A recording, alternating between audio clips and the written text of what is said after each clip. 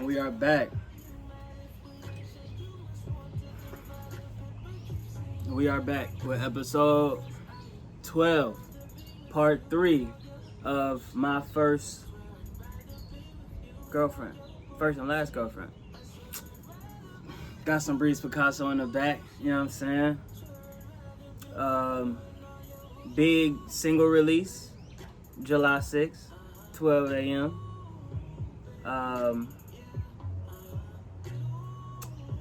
Episode 11, part 2 will be... I don't have to say that on here.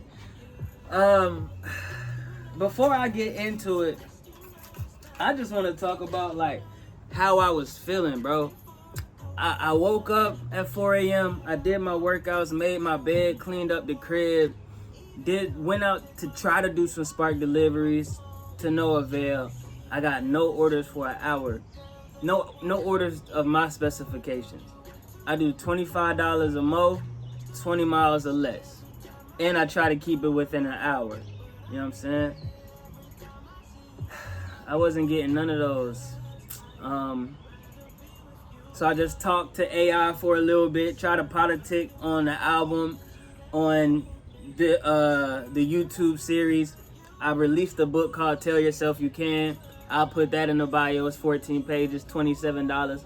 Powerful stuff, but that's up to you to determine. I can't tell you what you'll think about my book. I know it's great. You know what I'm saying? My brother, he enjoyed it. He knew it was great. The world will know it's great as time continues. It'll be out there forever. So it's a limitless asset. But still, with all this work being done, man, I'm so heavy, so sad. Like, just came back to the crib. I'm doing my best to not drink, you know what I'm saying? I was supposed to not smoke, but I'm like, if I can't drink, I at least gotta smoke. It's just hard, bro. Like, mentally, physically, this shit ain't nothing. This shit is nothing, bro. But mentally, I'm just asking myself questions like, why am I doing this? Why am I here? What is the purpose of this? I don't want to do this shit, but I gotta do this shit. Why do I have to do this shit? Because you're alive. Well, that fucking sucks. So it just be a whole fucking breakdown of shit, man. And I'm just like, I'm in the crib trying to do extra workouts, busting out squats, pull-ups, dips, handstands, all different shoulder raises, just trying to do shit to, I don't know, get the brain flowing, get the juices going, make dopamine, I don't know, make me feel better.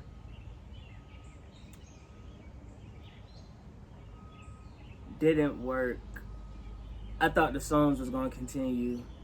Didn't work. But so I said, I was inside talking to AI again, just working on the business and shit.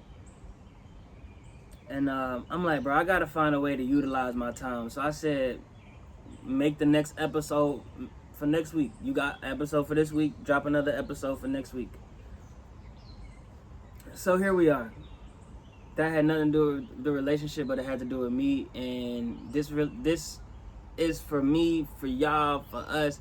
And I just had to get that shit off my chest, because when I start feeling better in the future, this will still be out for the world to see. Like, oh, Breeze used to be depressed. Breeze was sad. Breeze didn't want to do the work, but he still did it.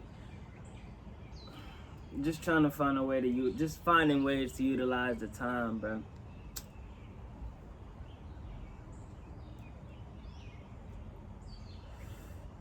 And so there's that. So let's get into it.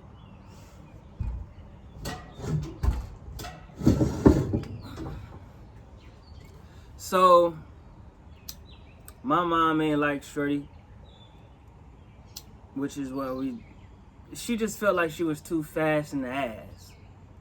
And she might have been. I don't know. I really just don't be paying attention enough to things to like, I do, but I really just don't. So the way I found out her dad ain't like me,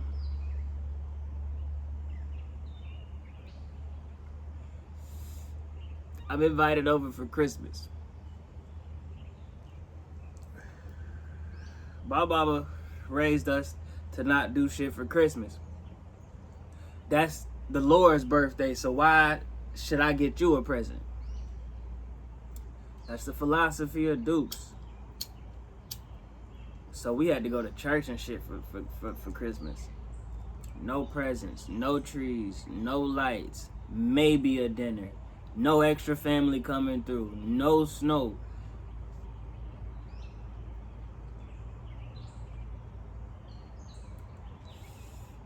So when she invited me over for Christmas, I got excited.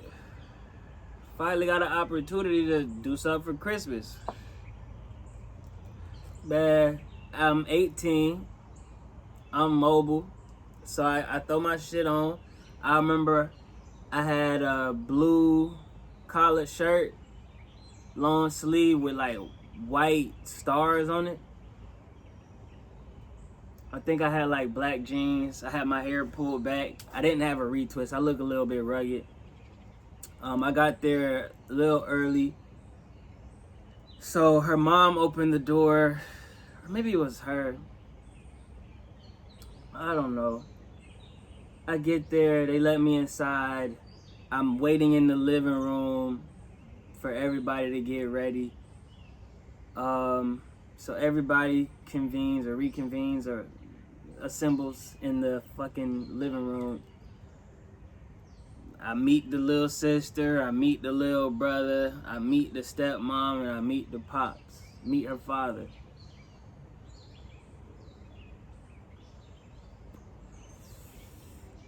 So we all sit down, we get the conversation. I already could peep, bruh don't like me. Like, he just got aggression on him or dislike in his face. But he's still playing his role, asking me questions. The main question I remember is, like, how did y'all meet? Or when did you see her or something like that? I told the whole story. But I tried to, like, parentize it and still slipped up a couple times because she's fine, bro. So I'm telling the story and I'm like, I see a cutie or an attractive woman, whatever the case may be. So he called that shit out as like, oh, so you just like her for her physicality or you just looking at her for that? I'm like, nah, that was just the first thing I saw. That was the way she piqued my interest. I tell the whole story. We end up at the same job, get the number, we start having conversation, things work out the way they work out, and we end up here. So he got mad or agitated or something. He got up, he went upstairs, and he was gone for 3 hours.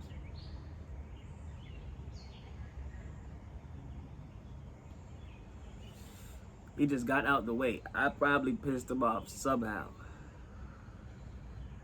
Within that time, I'm downstairs. We watching Christmas movies. We making gingerbread houses. Never made a gingerbread house a day in my life, so that was a great time. I'm out in the backyard throwing the football with her little brother. I think we ate like dinner. Like he wasn't around for nothing. Talking to the stepmom, she getting to know me. She as far as I can tell, she liked me. And I'm loving on my baby. You feel me? I'm just loving on my baby the best I can with parents around. As respectful as I can with parents around. It's not like I'm disrespectful when parents are around. It's just, parents don't want to see their children being caressed by a random. You know what I'm saying? So I'm keeping my physical touch to a minimum, but I'm getting it in from time to time. So eventually, her dad come back downstairs. It was a very quick relationship. It lasted 8 months, but she left a lifetime impression. I got the job in November. We started dating in November. it's December, Christmas, you know what I'm saying? So this is really just a month in. Oh, that's something too. I say that. So damn, did I already say that? So when I got her number, conversation crazy, off rip.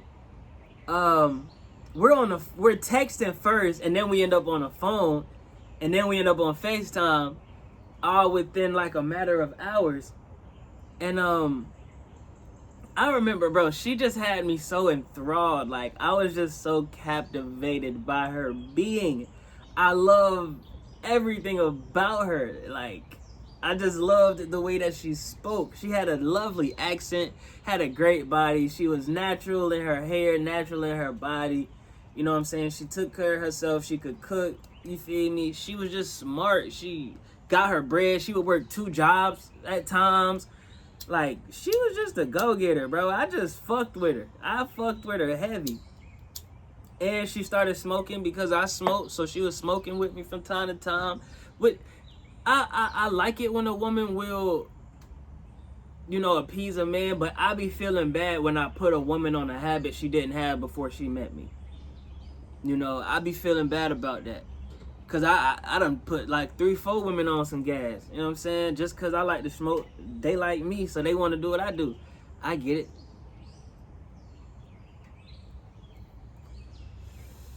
But yeah, so she started smoking this shit. But anyways, that's what I wanted to say. Maybe the first day or the second night, as we're talking, I'm just like, I love this woman. And I'm just like, fuck, you trying to be my girlfriend? I ain't waste no time. I think she brought it up in a sense. I don't remember exactly how, but it was in a boyfriend girlfriend like context, and I was like, fuck it, I will make you my girlfriend right now, real life. You know what I'm saying? And she was like, nah, let's take some time with it. Like, I'm honestly with it, but let's not rush it. I said, for sure. So 2-3 days later, she my girlfriend. Probably before she my girlfriend, I'm saying I love you. Like, oh my God. She had me, bruh. She had me. So, and then even with that, I said I love you first. She said, wait a minute.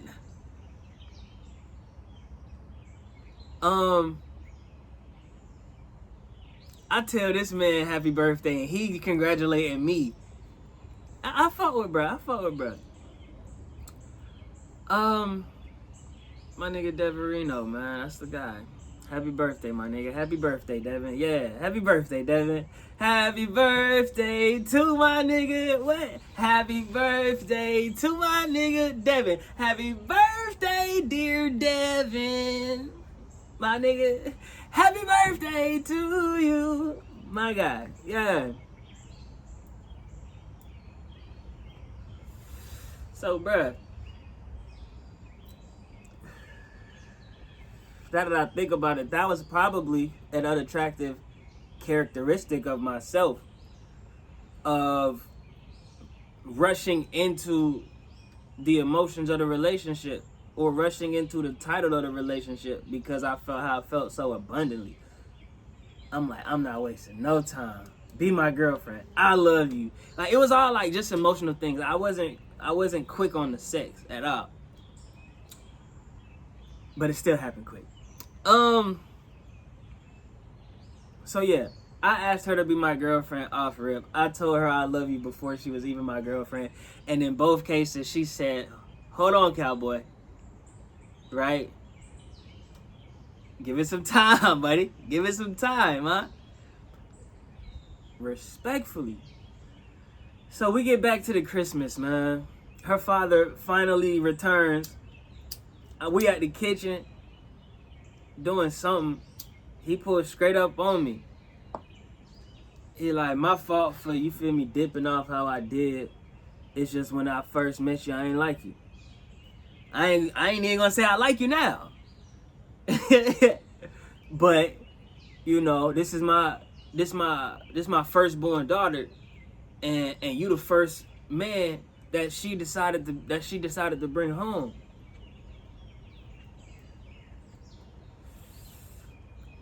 So it's just a lot of emotions going on within me. It probably ain't even really nothing wrong with you. You know what I'm saying? But it's just, as a father, I don't like it. I said, I understand that. I respect that. I appreciate you letting me know. You know what I'm saying? But as long as she love me, I'm cool. Yeah. Long as she love me, I'm cool. I don't remember what he said from that, but he stayed around for the rest of the day. At that point, we got to gift giving. And he got mad at me again because I'm new to the Christmas shit. So I got her a gift, but I ain't wrap it up. Firstly, I didn't know to get the gift wrap. Secondly, I don't know how to gift wrap. I know how to do it now. I didn't know how to do it then. I probably could have figured it out, but I figured it out on my own this time. I probably did. I think I looked up a video. Anyways, so yeah, he was talking about you couldn't even put it in a gift wrap. You just go head straight. It's just an object that ain't gift with it if it ain't no wrap. So he was mad at me about that. And there was something else too. I had to slide back to the crib to do something. I probably forgot the gift. I don't even remember. But yeah, he wasn't fucking with me. But it was a great night, bro. I was there till nightfall. You know what I'm saying? And then went back home, and then me and her, we just chopped it up about it and shit.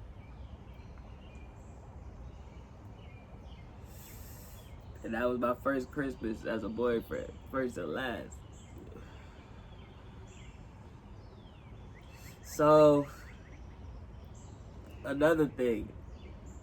The last one was 24 minutes, so I got 7 more minutes. Another thing was like, it's so many moments, bruh.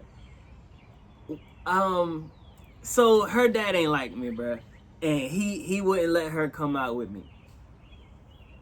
So we had to sneak around from time to time. Even with the shit going on at school, she in a whole nother school. It was a complicated relationship.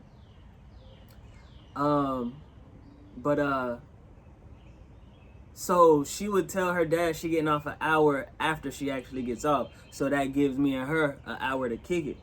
And one day, I guess he just got suspicious.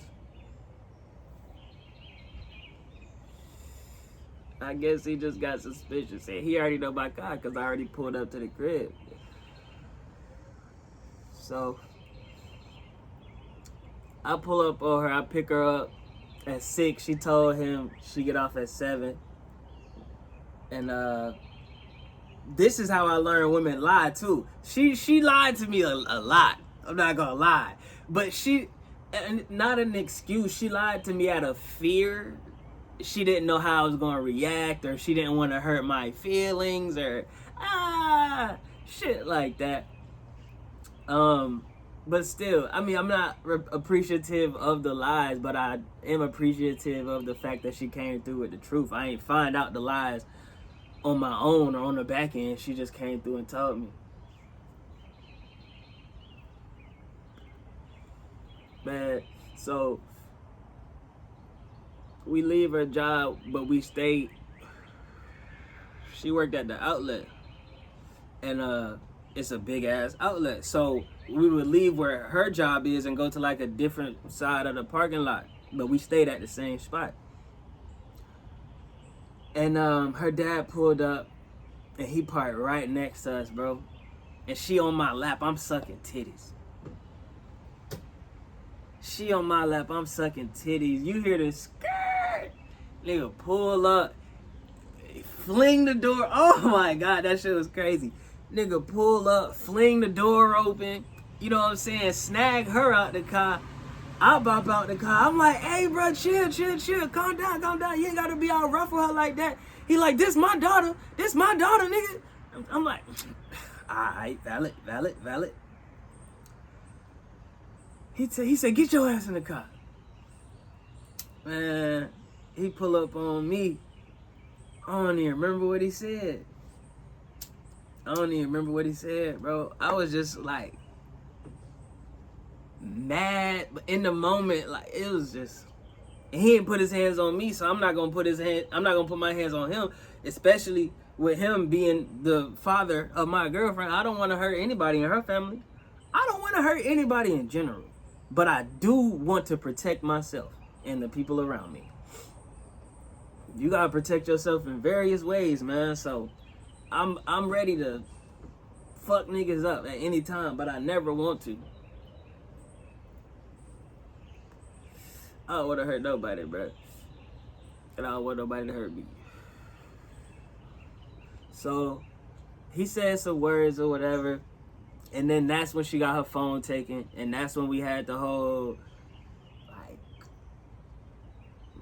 month and a half, 2 month time with no phone, and it was just that was just the worst part of the relationship. And then when it come down to my V card, I think I already said a piece of this in the first part, episode 10.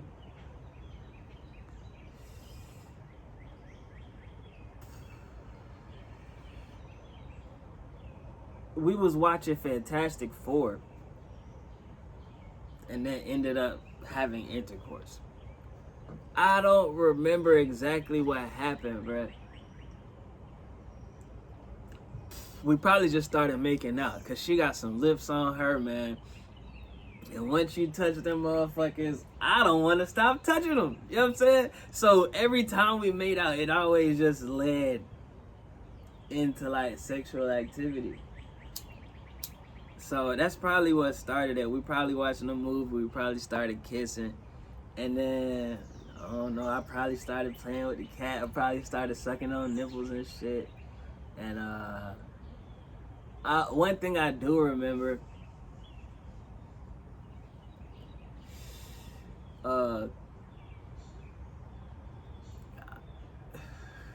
it got to the point, I'm like, let me just get the tip in that motherfucker. You know what I'm saying? Cause I'm already on top. I think we was like grinding or something, and I'm ready to get in there. It was crazy. It happened so quick. I don't even remember that shit. But I got the tip up in that motherfucker, and then the nigga got the rest up in that motherfucker. You know what I'm saying? Cause wow. What? This what you feel like? Oh, that was another time she lied. That was another time. I'm gonna end the video with this one. Man, so one of the times we linked up, it might have even been the first. No, it wasn't the first. It was one time. I'm in my mama's car. We in the back seat. This is the time when she was talking about some moments don't need words. First time she taught me up. And boy, oh boy. What? Came through like a professional. And she told me she done it before. But then after she finished up, she decided to confide in me, and she said that was actually my first time. I'm like, why you tell me you did it before? She's like, you done had such a thorough past. I kind of wanted to like blend in, or I didn't want you to think I was lame or I didn't have any experience. You feel me? I'm like, nah, you ain't had to lie to a youngin'. But that was that was your first time? That was phenomenal. You know what I'm saying? She just knew what it was. I like, man, she just knew what it was, bro. And when I had got up in there too, my dad came home, so we had to stop. And then I decided to go downstairs, introduce him to her, and then I'm like, we wasn't upstairs doing anything, just so you know.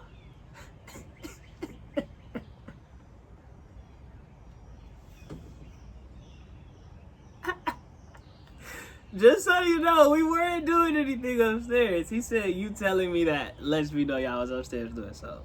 Alright, that's the end of episode 12, man. Part 3. You know what I'm saying? Real love. Hosted by Breexeo.